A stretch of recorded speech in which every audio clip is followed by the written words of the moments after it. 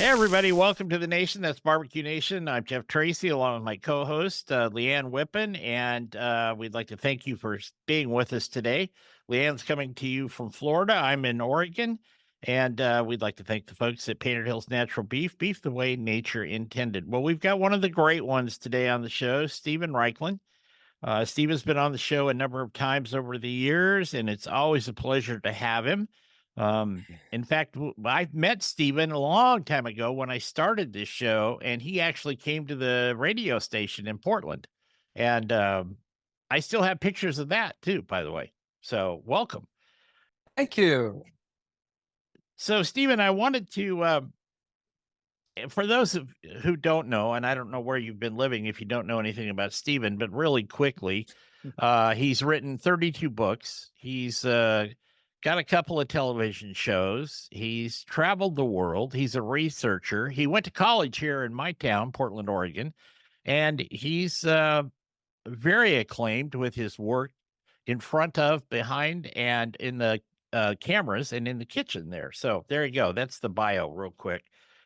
I wanted to talk. Leanne and I have kind of been doing a little retrospective on the show the last couple of weeks, and unfortunately, you don't get out of that either. I wanted to talk a little bit about the going perhaps back to the basics for people. The barbecue world has exploded. A lot of it thanks to you and all your work. And we had Meathead on a couple of weeks ago. A lot of his work has influenced people, but now there's a ton of shows. There's a ton of radio shows and podcasts and television shows and all that. But sometimes I question whether we overlook the very beginning steps for people that not everybody came into this barbecue world at the same time. And you've written extensively about the basics up to the very finesse work, if you will. I just wanted to get your take on that. Well, every year there's a new generation of grillers, and I cut my teeth on grilling with the Barbecue Bible, which came out in 1998, and I would venture to say that many of your listeners weren't even born in 1998. And so we all do need to learn about the basics of barbecuing and grilling, starting with how to build a fire. Now, when I started in the business, the chimney starter was barely existing. Today, everybody knows to use a chimney starter for lighting charcoal. Pellet grills were, I think there was only one pellet grill manufacturer. I mean, today that category has proliferated. Multi-fuel grills have proliferated, grilling over wood. I mean, back when I started, I think it was about 75% of Americans cooked on gas grills. When I started, grilling was something you did on the weekends or special occasions. Now, many of us have outdoor kitchens and we grill 5 nights a week. So, absolutely, there has been a revolution, and a revelation. Yes. For me, it all begins with, I guess it boils down to learn how to control the fire, not have it control you. And for me, if I were to break that down, there are 5 methods of live fire cooking. Okay, there's direct grilling, which you do for a steak. There is indirect grilling, which you do for a large piece of meat, like a whole chicken. There is rotisserie grilling, cooking on spit, great for prime rib, great for a duck. There is smoking, which of course is the premier method for cooking a brisket or cooking rack of spare ribs. So finally, there's caveman grilling, which is one of my favorite methods. In effect, you get rid of the grill grate, you cook your meat or vegetables directly on the glowing embers, glowing coals, and you get a surface charring and a smoke flavor that you just can't achieve with any of the other methods of grilling. Not to mention the dramatic effect, when you put a $75 porterhouse steak directly on the coals, eyes will pop, jaws will drop, people will think you're out of your mind, but then when they taste it, wow. Is that your favorite, the caveman? Yeah, I think so. If I had to pick one method, I mean, look, I love them all. I my philosophy is if something tastes great, baked, fried, or sauteed, it probably tastes better grilled. There, you can grill just about everything from appetizers to desserts, side dishes, breakfast, lunch, dinner. I'm really about grilling 24/7. When you started back with Barbecue Bible and we've talked about this before, but how you um, evolved and the research you did. But when you were writing that, did you have any idea, for example, about caveman grilling? Or, we all make our own journey, we all take our own steps. And I'm just curious about when you were like writing Barbecue Bible, did your mind just at times kind of race and say, I bet you can do this? Caveman grilling came later for me. I think the first book that I mentioned, Caveman Grilling, was probably BBQ USA, which came out in 2004. And I had seen it at a restaurant called El Forno in Providence, Rhode Island, where they called it dirty steak. Now, you do a little digging into history, and apparently our former president, Dwight D. Eisenhower, used to cook dirty steak on the patio at the White House, again, to the amazement and dismay of his guests. But if you think about it, the method probably originated somewhere around 1.8 million years ago when a distant human ancestor called Homo erectus became the first humanoid or human ancestor to start grilling. And probably it was as simple as taking a slab of meat, throwing it right in the fire, roasting it in the fire and tasting it. And, man, that sure had to have tasted better than eating raw meat like we did before that.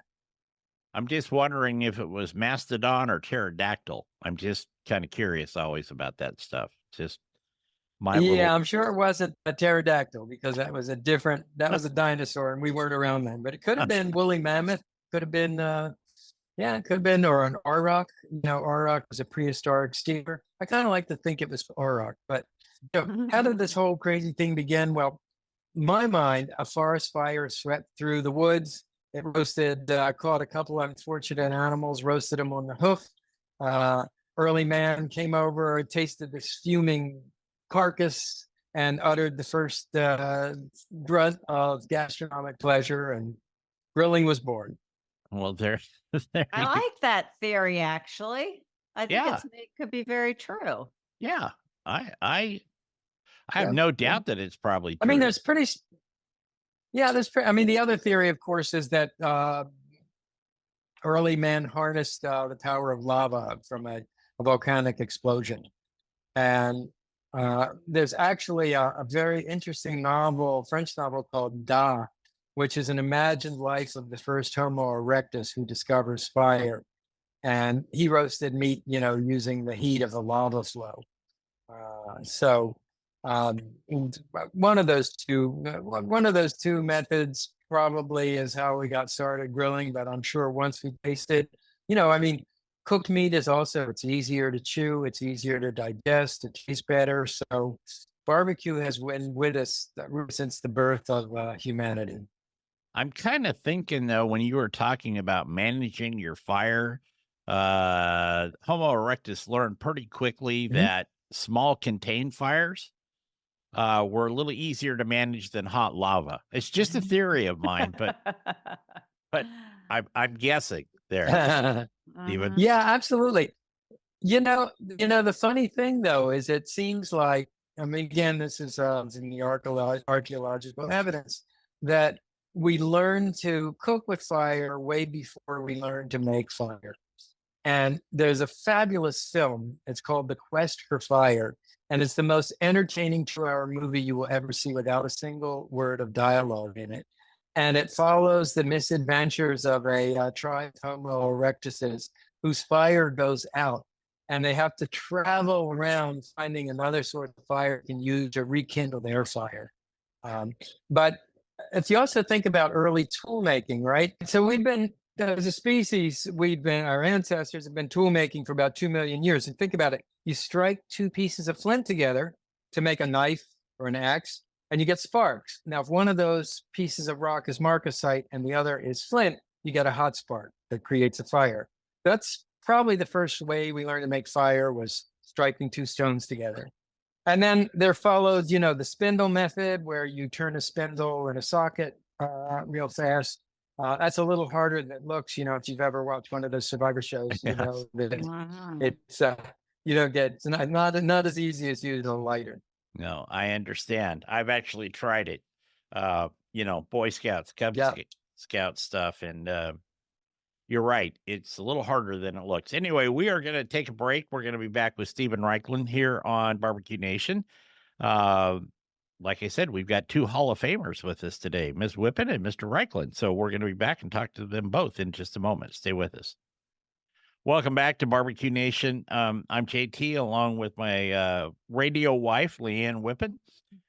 You can go to our website, very easy, barbecuenationjt.com. You can reach out to us there and we'll answer any questions most questions we'll answer them, put it that way. Anyway, no, we always respond to everybody there.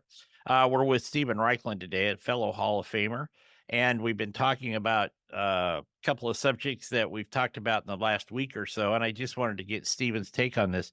What are some of the misconceptions? This is really one of your first claims to fame, Stephen. Misconceptions about barbecue or smoking a brisket. What I was saying at the top of the show was people start into barbecuing and grilling whatever they're comfortable with. One of the big things is when they can ever actually get a brisket off the smoker that is edible. That's a big milestone in people's lives for that. But in in your books, you talk about the 10 commandments of smoking and low and slow, so on and so forth. And now we've got people that want to do it hot and fast. So I just wanted to get your overview on the do's and don'ts really of doing a brisket and your take, like I said, on maybe there's some misconceptions out there that you've seen that you go, I wouldn't recommend that. And maybe others that you would Well, recommend.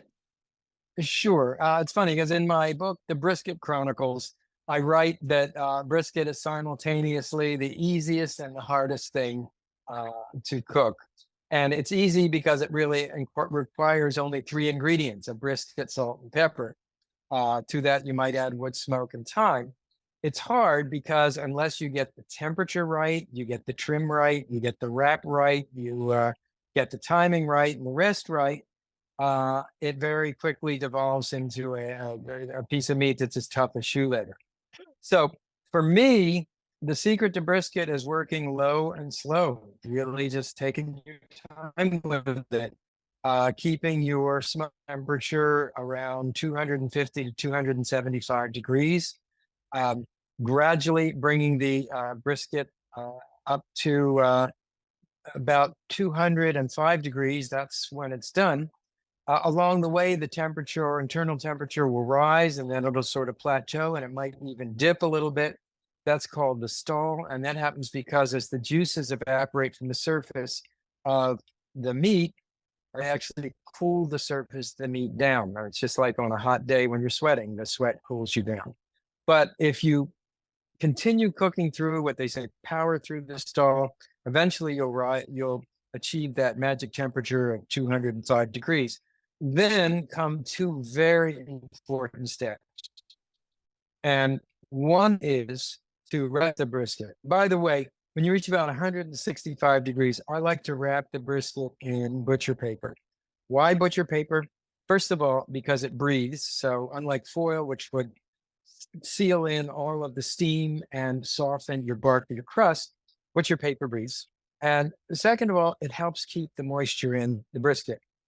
Once the brisket reaches that magic temperature, 205 degrees, you're really going to be tempted to eat it, right? Because if you're cooking a whole packer brisket, you're probably 12 to 14 hours into the process. But take 2 extra hours, put it in an insulated cooler, let it rest. The meat will relax, the juices will redistribute, and then when you cut into your brisket, it will be amazing. Now That's for a whole packer brisket. You're using that's it. important. Let me jump in here for a second, Stephen. When you talk about butcher paper, you're using the butcher paper that does not have the wax coating on the one side? Not the plastic coating. No, not Right. no. You do not want the plastic coating. You want Okay. real old-fashioned butcher paper. Okay. And by the way, you can do your smoking. You can do your smoking in an offset barrel smoker, which is the sort of traditional Texas cooker. You can do it in a water smoker like the Weber Smoky Mountain. You can do it in a pellet grill. Like a Traeger pellet grill. You can do it in a ceramic cooker. Never really succeeded in doing a brisket on a gas grill. I don't think we can get the temperature low enough, and you certainly can't get the smoke production strong enough in a gas grill. So that's the long and short of it. We talked about it for 3 minutes, but I've been cooking briskets my whole life, and I still learn something every time I do it. So it's a long apprenticeship. One of the things you spoke of, and I know Leanne has talked about this on the show multiple times, is when you're talking the trim. When you get a whole packer and it's vacuum packed from the grocery or wherever you get yours, there's a lot of fat on it. Sometimes there's errant cuts on the surface from the butchers or the whoever put that in the bag, so to speak. How much do you trim off a brisket normally? I trim the fat down to between 1/2 and 1/4 of an inch. You don't want to trim it too much because that melting fat is going to keep your brisket moist while it cooks. So I think a safe rule of thumb, I mean, for me, it's my baby finger. That's about how much fat I leave on. I wanted to address another issue. You mentioned the hot and fast method, which is, captured a lot of eyeballs recently. And when I wrote the Brisket Chronicles, we actually did test out the hot and fast method. We found that it produced a good brisket, but not a great brisket. So I would really recommend taking your time and doing it the low, slow way. The other thing is that when you're buying your brisket, packer brisket's actually two muscles, right? There's the point and the flat. Often at the supermarket, what you find is only the flat, which is the lean part of the brisket. Now I have a different way to smoke that. I do that in a foiled pan. I drape bacon over the top of it. I smoke it. Fat side. Let me see. I start it fat side down with bacon on top of it for an hour or so, a couple hours. When the bacon's crisp, take the bacon off and eat it. Turn it over, recover it with bacon, and still cooking it in the foil pan. The foil pan protects the meat on the bottom. It shields it from the heat. And then you got a pool of bacon fat at the bottom, which helps keep the brisket moist during cooking. Cooking time for a brisket flat obviously is shorter. It won't be quite as luscious as a brisket point or whole packer brisket, but it brings us to a very important point, which is barbecuing and grilling may seem simple, and in effect, it really is. It's just about putting meat to fire. But there's so many little subtleties depending on the cut, the level of fat, the kind of fuel you're using, the wood you're using, the weather that particular day, the altitude at which you're cooking, which is really what makes barbecue as much an art as a science. I have a question for you.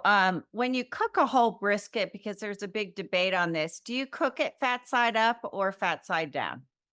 Always fat side up because I want the melting fat to See, taste the I'm meat. that way, and I get slammed for saying that, and I agree. I just it makes sense Leanne, to me. don't you find that there are a lot of arguments for the sake of arguments? There are a lot of Yes, outrageous so statements in search true. of a real story behind them. Nah. You know So what? true. Aaron Franklin cooks fat side up, and you cook fat side up. I do. Need I say more? There you go. We're going to take a break. We're going to be back with Stephen Raichlen, Leanne, and myself on Barbecue Nation right after this. Please stay with us. Welcome back to the nation. I'm Jeff Tracy, along with Leanne Whippen, and Stephen Raichlen is with us today. Again, we'd like to thank the folks at Painted Hills Natural Beef the way nature intended, and also pig powder. That's Miss Whippen's baby right there. Well, one of It them. is. And I don't know who can see, but behind me is what I did last week, a pork brisket. And it's very much like what we talked about, a beef brisket. It had to go through the wrapping and resting process in order for it to make it tender. But I did put pig powder on it, and it was out of this world. So pigpowder.com is the site, and now it is available on Amazon. Well, there you go. And do you still have the Barbecue Nation save? deal? Yes, 10% off. And yeah, BBQ Nation Save, SAVE, and you will get 10% off your order on my website.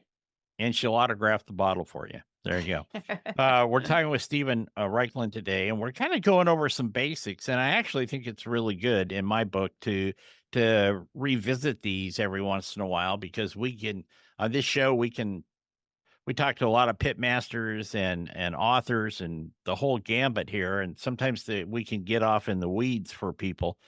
But that's why I said I think it's good to go back and talk about the basics. And so the next topic, Stephen, I wanted to talk about was ribs.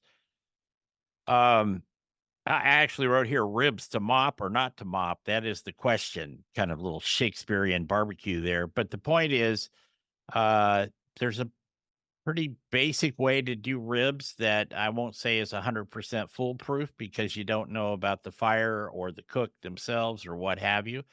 But I have found in my work over the years that you kind of stick to that basic and you're going to be fine.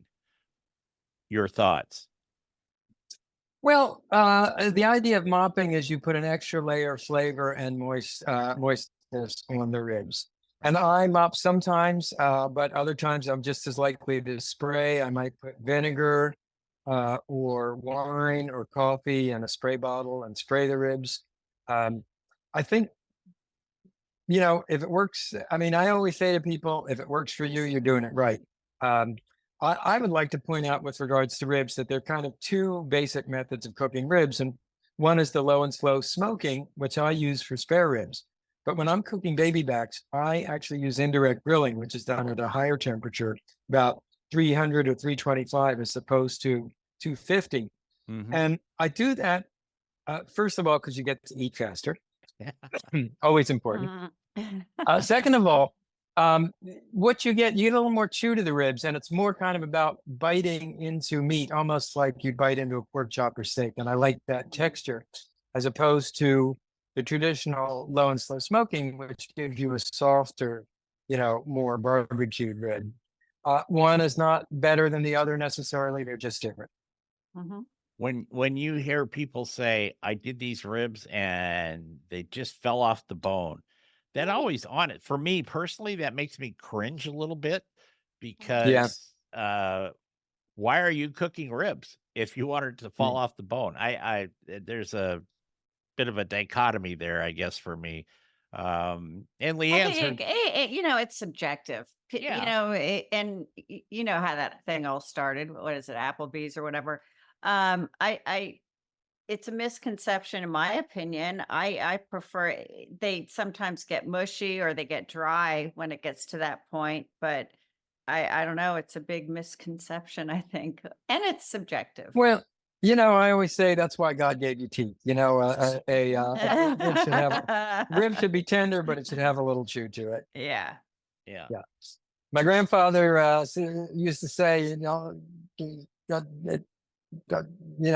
some people like to kiss cows. It's just however whatever you like.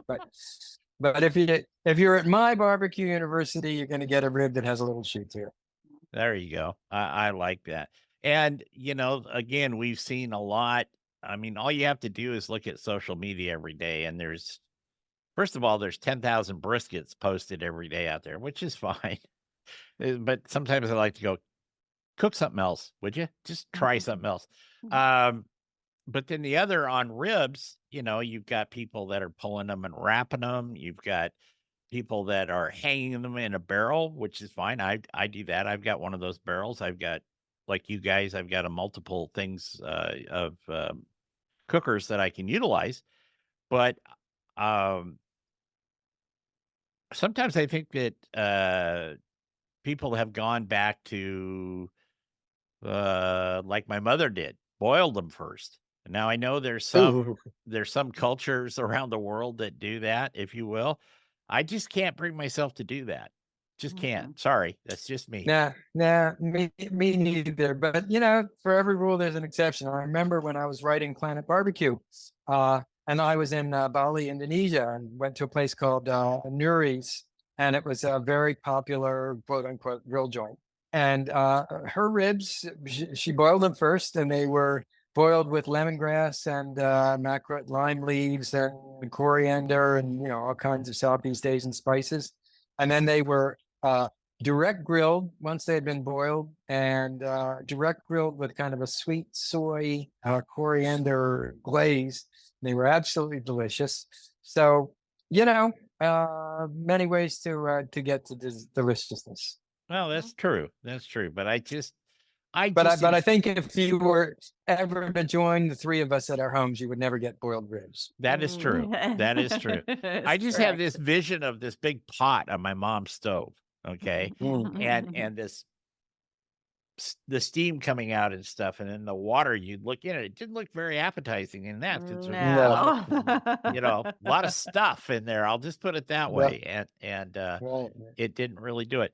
Is there something you can tell people that if they're working with ribs, of course, you don't want to, pull the skin or the filament off the back. That's easy to do. Some people, I've said on this show that if for some physical limitation, if they can't do that for whatever reason, I've suggested that they actually, excuse me, score the rib on the back if they can't manage to pull that off.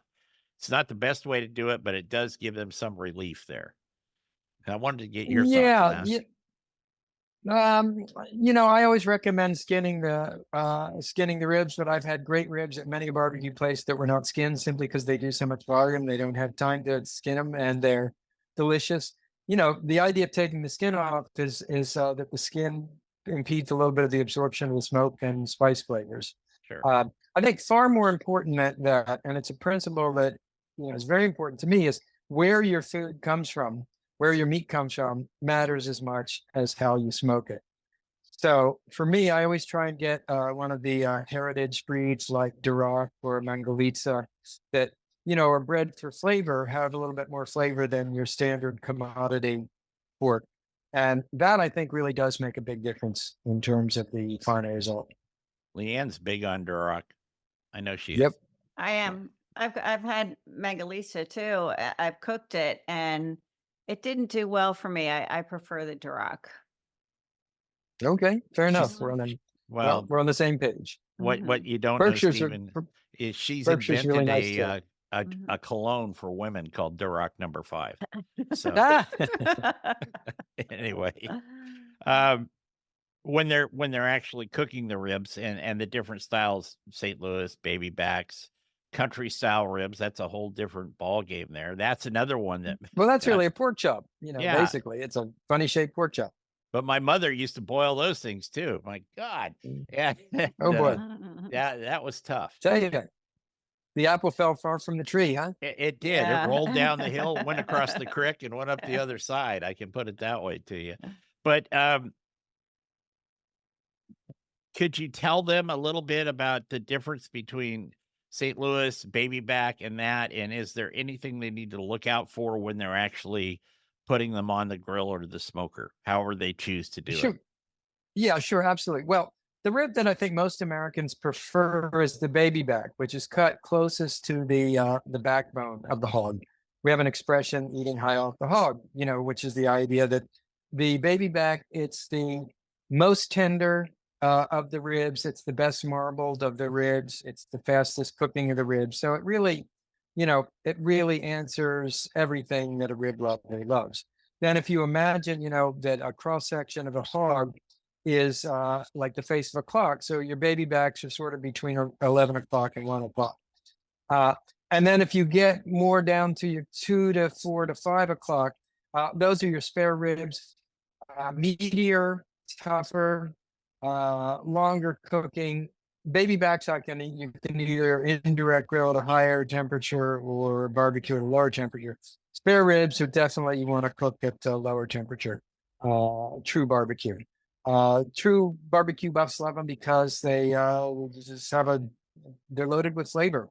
And if you cut a section, the top section off that baby back, so that it looks flat and it's about the size and shape of a baby back, you get what's called a St. Louis cut rib. Okay, so it looks and cooks like a baby back, but it comes from a spare rib. Maybe that's actually the best compromise, because you're getting a flavor dividend, but you're also getting easy eating dividend. And then finally, between about 5 and 7 o'clock on that cross section, you got rib tips, which are the cartilaginous connector tissue between the two sides of the rib cage. And those are popular, like people eat them in Cincinnati. They turn up at other barbecue places, loaded with flavor. They also turn up at Chinese restaurants as dim sum, where they actually are boiled, but they're quite delicious. So that's something to pull out, when you want to smell a rib that most people are not familiar with. Finally, we mentioned country style rib, and that's a funny shaped pork chop cut the neck section of the hog. So those you cook like a pork chop. That's a direct grill, not a low and slow smoke. Yeah, I actually really like on occasion the country style ribs. Um, there's a lot of meat there without the work of Yep. chewing them off the bone, that type of thing, which is fine. But sometimes I think people, well, a lot of those too. I live in an area where there's a lot of um, Russian people live here, and Hispanic people, and some German people, and depending on their favorite dish of what they're creating, those can be quite delicious.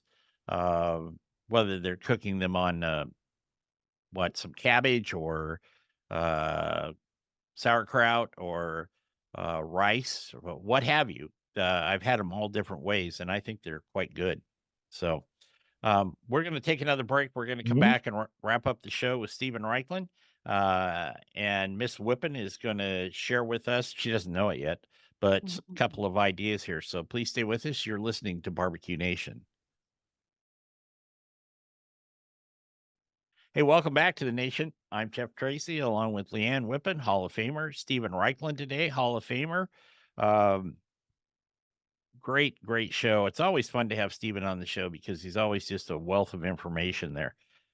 One of the things I wanted to talk to Stephen about today was not only doing vegetables, which we haven't really touched on too much in this show, but he's got a new book, or a republication of a book, his Beer Can Chicken book.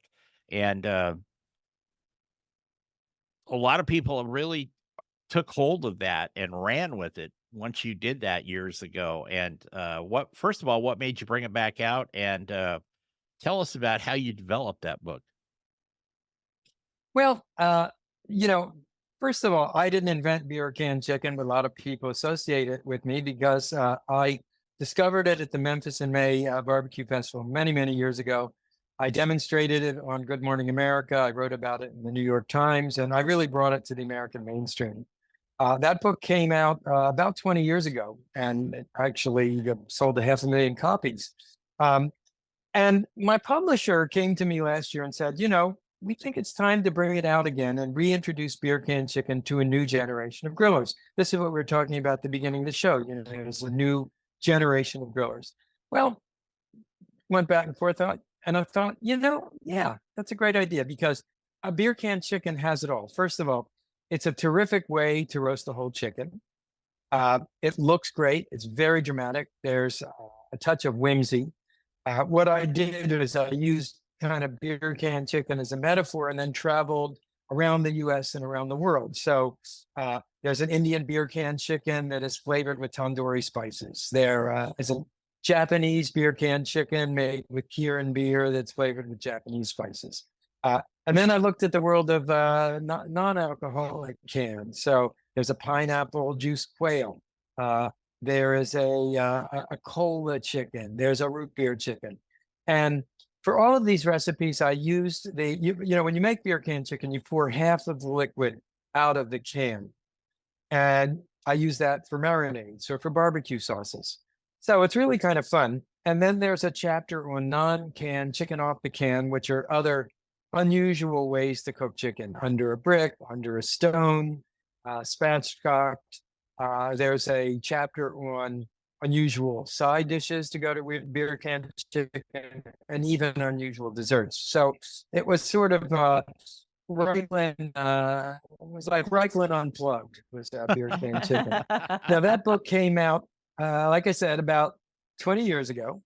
and it did great. And then, as happens with most books, it sort of fell off the radar. So Sure. my publisher said, let's bring it out for a new generation. We shot the original book had no color for the photographs. Um, my book, How to Grill, was the first book Workman published, barbecue book that had color photographs in it, from Workman Publishing.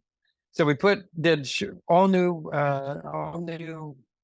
photographs, which are really quite gorgeous. I updated the recipes, because so much has changed in the world of barbecue and the world of food in general in the United States, that it needed a complete update. And the book is hitting the stands this month, and I'm pretty excited about it. Oh, congrats. It sounds great. I Thank need to you. share. I need to share something with you. My wife, about a month ago, went to a garage sale. Not unusual. We have a house full of stuff from garage sales and estate sales, but she came back with this odd looking ceramic bowl, and I couldn't figure out what it was. It was a bowl with a big hollow stem on it, and you could fill that up. It was made to cook beer can chicken in. Huh. And Yep. I had never seen an actual bowl or cooking platter, if you will, whatever you wanna call it. I haven't come up with the proper name for it, but, uh, it was very interesting, and then there was a trough around the outside of the bowl to catch the drippings and what have you. So, uh, she was gonna give it to somebody, but I kept it because I just thought it was such an interesting piece, and I'll Mhm. when Leanne comes up this summer, we'll try it on that, and Mhm. and Yeah, I'd and like to do that. yeah. Well, I'll tell you what I'll do. I mean, many people have created beer can chicken roasters. I created one that has a metal canister, stainless steel canister in the shape of a beer can that you can open. So if you want to add wine to it to make a beer can cocoa van, with Yeah. wine, or Mhm. a red eye chicken with coffee, you can do that. And you'll send me your addresses, and I have the roaster sent to you. I It's would kind of love a that. fun I would love that device. too. Yeah, Mhm. we could do that. Real quick, and we can pick this up in after hours because we only got about a minute and a half or so left here, Stephen. Roasting vegetables. Again, this is stuff you see on the web a lot. You wrote a book about grilling and roasting vegetables. There's a number of other How to books. grow vegetables. Yep. Had it, Mhm. yeah, like that. Like I said, we'll pick it up in after hours. But what's the one thing that probably people should be aware of? Uh, i- is it direct heat versus indirect heat when doing that? Or if you want to blister a red pepper, for example, or is it with corn to kind of roll them back and forth across the grate so they get evenly cooked? What's the number one thing that you can think of?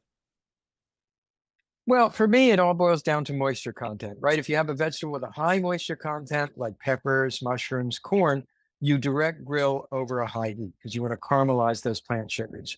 If, on the other hand, you have a very starchy, dense vegetable, like potato or rutabaga or head of cabbage, you want to indirect grill at a lower temperature because you want to cook it all the way through. And by the way, if I may just mention my website, it's Sure. barbecuebible.com. That's written out BARBECUEBIBLE.com. We've got a ton of recipes and information about grilling vegetables, about beer can chicken. It's pretty much, Raichlen Barbecue 24/7. And you can sign up for my free Up and Smoke newsletter, which comes out twice a week.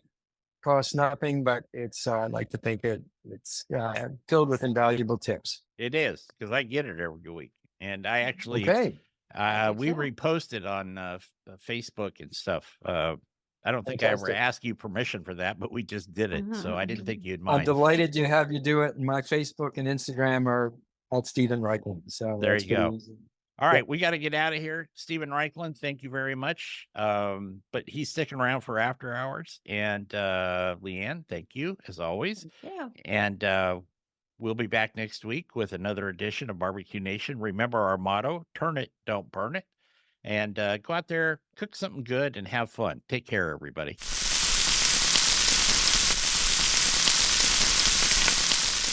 Welcome to After Hours here on Barbecue Nation. I'm JT, along with Hall of Famers today, two of them, Leanne Whippen and Stephen Raichlen. We were talking when we ended the show a little bit about vegetables. Um, are you an oil guy or a non-oil guy, Stephen? Like on peppers. I see peppers and corn, the two most vegetables, if you will, that get cooked on a grill for most people. So for corn, I grill it naked, that is with the husk off, and I baste it either with extra virgin olive oil or melted butter, salt and pepper, and it's a direct grill. I know there's a lot of theories about take the husk off, put the husk back on. I'm a husk off guy, except when I'm cavemanning, and then I will actually put the corn in the husk directly on the embers. Bell peppers, I never bother oiling or buttering or anything. They just go directly in the fire, because what you're going to do is you're going to burn the skin and driving the smoke into the pepper flesh, and you're going to scrape the burnt skin off anyway. So there's no Yeah. need to oil it. Yeah. Leanne, do you have a favorite grilled veggie? Asparagus. Yes. Yeah. Yeah, it's definitely my favorite. Broccolini, but I have those an are things you have to be careful with too. I have a neat way to do asparagus. I picked it up in Japan, and what they do is they'll pin 4 or 5 stalks together and make them to make a raft, right? Pin them crosswise. Uh-huh. And it's much easier to turn 4 rafts than it is to turn 20 I like individual that. asparagus stalks. I like that. That's I baste easy. with sesame oil, sprinkle with salt and pepper. It's super simple. Again, it's just you let the beautiful, vibrant flavor of the vegetable do the talking. Mhm. That brings up a point I wanted to cover in the main show, but it got away from me. It happens in these days. When you said super simple, do you think sometimes some of the folks out there are making things a touch too complicated? I try to keep Well, things very basic. So for me, I mean, I always take a geographic approach, and simplicity. That's Japan. That's Argentina. That's Turkey. Complexity. That would be Indonesia, Thailand, India, where every barbecue dish has a very elaborate marinade with fish sauce or with Indian spices or with yogurt. And one is not better than the other. They're just different. And Mhm. as the French say, vive la différence. Mhm. okay. um, I want to talk about too something you brought up, and you were actually the first person I ever saw do this. But you smoked lettuce. Now, the lettuce that I was Mm. around that they smoked in college was not lettuce, but but in real life out there, you've smoked lettuce, you've smoked cocktails, you have a smoker gun, I think that you developed or worked with the development of to smoke cocktails. Um, how does that enhance like the flavor of lettuce? I mean, because I envision people, yeah, I've tried it once, it was fine, but I envision people at home trying it and maybe walking away from their smoker or their grill for a little too long. They come back and they've just got this black lump there because they haven't been paying attention, which happens more than we care to admit, I think. But how did you walk us through that, how you came up with all that stuff? Yeah. Well, I was writing a book called Project Smoke, Right. and in Project Smoke, I wanted to cover all the standards, the basics, like brisket, like ribs, like pork shoulder, but I also wanted to show people how smoke could enhance uh, a number of foods you wouldn't think of smoking, like cocktails, for example, or even like salads. Now, this is just an accent, a little hint of smoke. And I call smoke the umami of barbecue. And a hint of smoke can give you an entirely new perspective on a food you've eaten all that time. Like, I also smoke ice cream. And when you smoke vanilla ice cream, it winds up tasting like the roasted marshmallow in a s'more. It's really an amazing Mm. effect.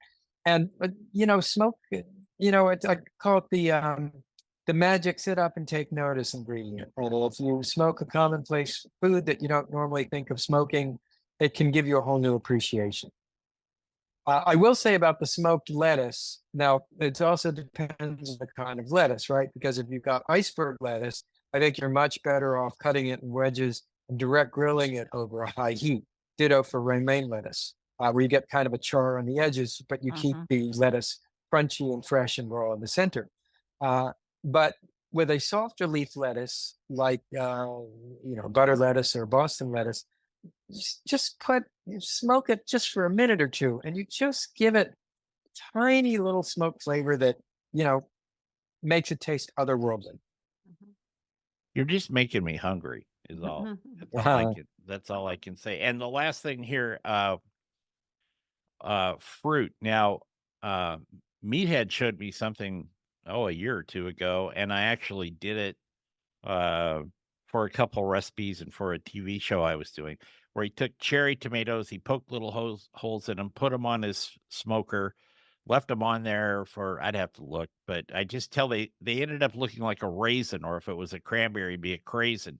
And I used them on a pizza, and I used them on salads. I thought they were delicious because the sugars come out and all that. It works really good. But on fruits that people think of, like apples or plums or something like that, do you just put them on there and let them get a touch, or do you smoke them for a prescribed period of time? Well, it really depends very much on the fruit and the smoking method, right? Because there are dozens of different methods of smoking. For Sure. me, apples, I do a bacon bourbon apple crisp that is actually smoke roasted in an indirect grill situation. Uh, I do my version of a baked apple, a smoked apple, where it's hollowed out and stuffed with butter and cinnamon, brown sugar, and ground nuts. And that's, again, an indirect grill rather than a pure smoke version. Pineapple, I tend to grill over a high heat and get the smoke flavor from caramelizing the sugar on the outside. I'll dip the pineapple slice, brush it with butter, dip it in sugar, and cook it. So that's a different kind of smoke flavor. And I guess that's what's so amazing about barbecuing and grilling. It's basically cooking food with live fire, but there's so many hundreds, thousands, tens of thousands of different variations, and all of them lead to deliciousness.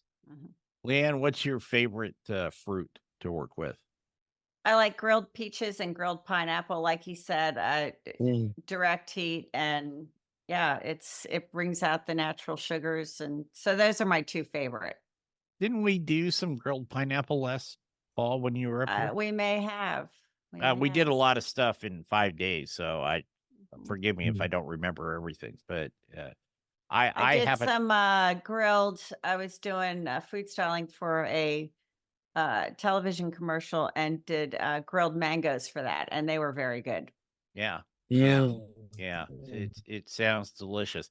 Stephen, is there anything you haven't tried yet? And that's kind of a weird question, but something you've been thinking about, but you haven't got close to the grill with it yet, and it's on your radar? When you get up to Martha's Vineyard and you have 5 minutes, is there something you want to try to work on that you haven't tried yet? Well, years ago I would have said ice cream, but I figured out how to smoke that. And then I would have said sushi, which by its very nature is raw. But in fact, a lot of sushi chefs will take a blowtorch to sushi just to add a little kind of smoky finish and crisp the fat at the end. Yeah. So I think at this point I'd be pretty hard pressed to name a food I haven't tried to grill or smoke at some point. I mean, everything from mayonnaise to mustard to you name it. And I would say at this point, when I get up to Martha's Vineyard, man, the seafood is so fantastic up there that I'm looking forward to line caught swordfish on a wood burning grill with fried capers on top. That's my standard go-to. Or I'm hoping that maybe somebody has a few of the last season's bay scallops in the freezer, and those are just delicious on the plancha. But the beauty of grilling now, when I was growing up, it was just you burnt an animal protein, but now we grill everything. So God bless. One thing you mentioned there, I think capers are highly underrated. Especially in the barbecue world. I happen to really like capers. That's kind of an oddball thing to say, but I really do like capers. My wife can't stand them, but if she's not paying attention, she'll find capers in various dishes that I prepare. Do you like capers, Leanne? Love Loved them. it. Oh, And especially the way Steven said, I love them fried. Love Yeah. them. Yeah. I could just like take a Little spoon. salty, salty tart bursts of flavor. That's what a caper is. Mhm. It sort of makes you think of mustard. It makes you think of salt, makes you think of anchovies in a way, but in a good way. Yeah, capers rock. Are you Mhm. coming up to the Northwest this year? I don't have any plans to now, but my wife is jonesing to see an exhibit in Seattle. And so Oh, usually when she gets a desire to see something, I figure out a trip how to make it happen. So There you go. hopefully I'll get to see you guys at some point. Yeah, are that you would. working on any shows? I think last time we spoke, you were. Yeah, well, we're working on season 2 of Planet Barbecue, the newest Mhm. series. And I'm also working on a new book, which is kind of a departure for me. It's called Project Plancha. And it's a Oh, book good. about cooking on hot metal slabs, sometimes some of which will be positioned on a barbecue grill so you can smoke and griddle at the same time, and some of which are just freestanding griddles that are taking their place next to the barbecue grill in more and more American backyards. And that's a very exciting book for me because it brought a whole new host of foods into my repertoire that I don't usually grill, like Mm. breakfasts, for example, Mhm. like sandwiches, for example. And it's also after writing about straight grilling and barbecue for 30 years, it's nice to be doing something different. Yeah, I That love And it. that'll be out in spring of 2025.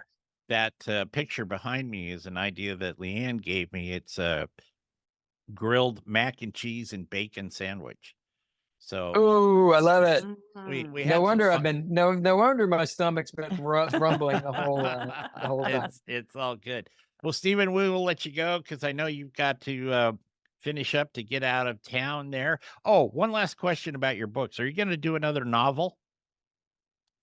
I'm working on another novel, as a matter of fact, and I'm hoping it's kind of a busy time for me, May and June with barbecue season, but I'm hoping to dig into that next summer. Oh, good for you. Fantastic. Thank Stephen you for Raichlen. asking. And why don't you lay your website on them again one more time before we go? Sure, it's barbecuebible.com. That's BARBECUBIBLE.com. And if you want to follow me on Instagram or Facebook or TikTok, it's at Stephen Raichlen, and that's STEVENRAICHLEN.